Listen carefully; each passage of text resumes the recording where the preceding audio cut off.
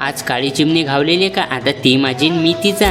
तर मंडळी, रात्री पाय ठणठण करत होता, आता जरा बरा वाटू राहिला. कुठं बाहेर जायचं म्हटलं की गाडीची टंकी घालून सांगते की गाडी कटलूक जाते न कटलूक नाही. तर आज जायचं आपल्याला केस कापायला. एवढे केस वाढले की भूत दिसू राहिलो. अरे बापरे, झालं ना बा ट्रॉफिक सिग्नल चालू. आता शेगावातले पोट्टे तर असंच म्हणतील. अमेरिका क्या कहता था? क्या हो तुम? आज हम कहते तू क्या है बे? आलो बा आपल्या दुकानवरती. इथं आल्यानंतर काय, मी तर येऊन बसलो, पण भाऊच्या गप्पा तर काही सऱ्याचं नावच नाही घेत जात. A few moments later. मोजून 15 मिनिटात केलं बा झिरोचं हिरो. तर कसा दिसू राहिलो मी.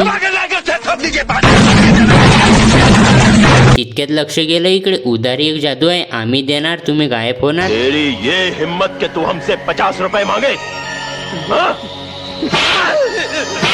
आपलं तसं नसते बापा, कॅश घेऊन दूर होय. घरी परत आल्यानंतर इथं काळी चिमणी अटकली. मनात एक शंका आले, फ्रेंडीमध्ये कसं तो काळी चिमणीची राख फेकल्यानंतर ते तिची दिवाणी होती. पण आपल्याला तसं नाही करायचं. प्रेमानंद महाराज म्हणाले की पशु पक्षीचा जीव घेणं हे घोर पाप आहे. तिला पकडून आजाद करून दिलं. तर आजच्या व्हिडिओमध्ये एवढंच. भेटूया नेक्स्ट व्हिडिओमध्ये.